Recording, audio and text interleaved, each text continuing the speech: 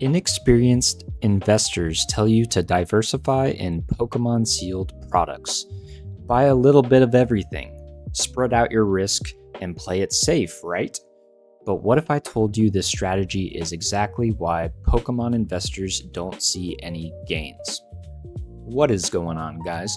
Poketism here, back with another Pokémon investing video.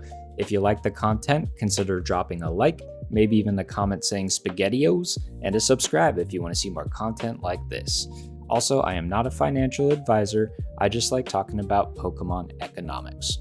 Now we need to hop into our based and beta comment of the day. So our based comment of the day goes to FIFA Fanatic, who says, will the chicken hat affect the market when reprints come in, or will it just spike scalpers' cortisol? I hope it'll spike scalpers' cortisol. Thank you for that funny comment, FIFA. I really appreciate it. And then for our beta comment of the day, we have Chef, who says, just bought 12 sealed cases of Inteleon themed decks. Super old from Sword and Shield era. Gonna throw it in the closet and hold for 10 years. You know, Chef, I can't tell if you're trolling or if you're serious. If you're serious, man, I hope you're onto something that nobody else is, man. I wish you best of luck on that one, and let's hop into today's topic. So in today's video, we're breaking down the truth about diversification versus concentration in Pokemon investing. The biggest winners in the space don't spread their money across multiple sets, they focus it on a select few. And in this market, concentration isn't as risky. It's one of the smartest and profitable decisions you can make, in my personal opinion. Now let's talk about the diversification lie. So the diversification, as a word, it sounds smart, right? And it's also been proven to be a effective strategy in stocks, real estate, and crypto. You know, traditional investors say, don't put all of your eggs in one basket, right? So with this mindset, naive and inexperienced investors go out and buy random elite trainer boxes, poster packs, figure collections, booster boxes, a few collection boxes maybe, and some cheap graded cards and promos, right? You just go kind of buying whatever you like. This is not the mindset that you want as an investor. These investors do not think about the liquidity of the items that they get. They have the mindset that it doesn't matter, what you get because Pokemon only goes up. No. This is not investing. You are randomly collecting products. If you diversify on quite a wide range, you dilute your potential upside ROI gains. So instead of having a couple strong positions, you could have 10 or even more weak ones that your hard-earned dollars are tied up in and are going to be pretty stagnant for a while. You don't want to do that. So how are real gains made in the Pokemon investing space? From my personal experience, let me tell you how real gains are made in this hobby.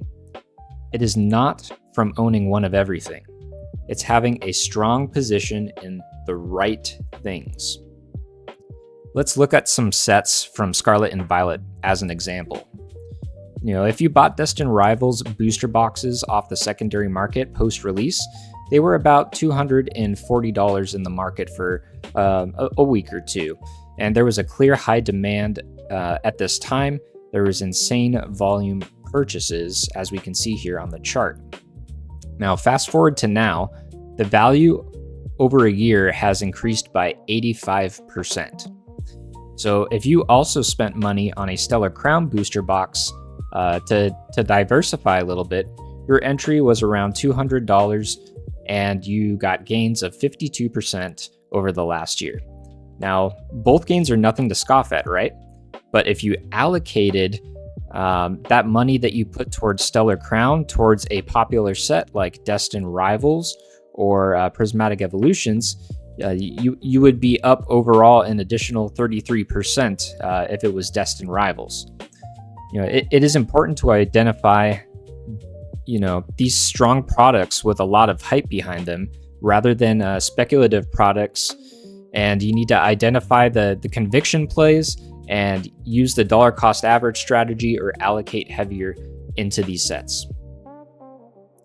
So why does concentration work? So concentration works for one simple reason. Pokemon products are not created equally and do not all perform the same.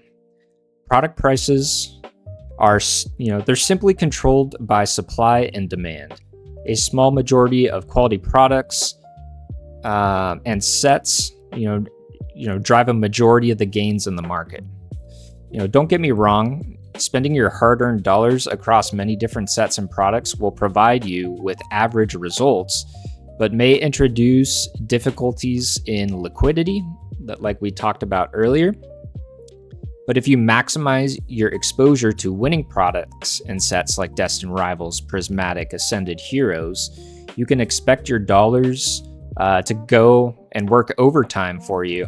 It's not about being reckless, it's about being selective and aggressive in your selections.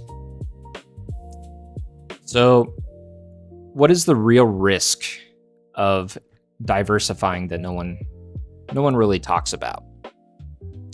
Some people think that concentrating on a small range of products is risky due to a lack of well-rounded, product lists. But here's the truth: the real risk is being wrong too many times with too many different products. With a diversifying mindset, you're betting on the success of several products within a wide range of demand versus a narrow window of highly demanded products. You do not want to have your money tied up in dead weight that is not liquid and not appreciating like the highly demanded products. Concentrating on these highly demanded products puts you in a position where you can easily find liquidity instead of having less desirable products sitting on your eBay store or TCG player.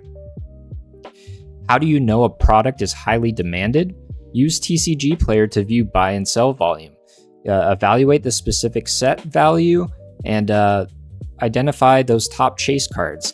And the overall community sentiment will also kind of give you an idea of what the most hyped sets are. Also watching my videos. Now, so how can we apply the concentration strategy to make us better investors? Let's discuss how you can avoid falling into the diversity trap. So step number one that I would suggest would be to stop buying products from every set regardless of its top chases and set value. Step two would be to identify 1 to 3 sets in the current print cycle that have high levels of buy and sell volume and concentrate on the prices of these products to find good entry points. And step number 3 would be to go deep into these sets rather than going wide into several sets and products so you can solidify that liquidity. As new investors, it's easy to say, I wish I bought more of this set, as you see the prices climbing significantly. Instead of, spreading your dollars across multiple sets, you can position those dollars that you would have spent on those other sets into sets out there with data-driven demand. We love data, we love logic. Always lead with those two. So, this is the shift that most new investors do not make. They want to feel safe and diversified instead of being strategic. Diversifying feels safe, but it can cap your potential upside. As investors, we want the most upside possible, right? Concentrating on 1 to 3 modern sets, you can feel very risky, but it's actually how you win. If you want to outperform in Pokemon investing, you don't need a wide array of sets and products. You need more conviction in the high performers. At the end of the day, wealth in this hobby isn't built by owning everything. It's built on owning the right products with high liquidity and a bigger potential upside. If you want more strategies like this that will actually give you an edge in this very competitive market, make sure you leave a subscribe for me to see more content like this. I really enjoy doing this content for you guys, and I hope you enjoyed today's video.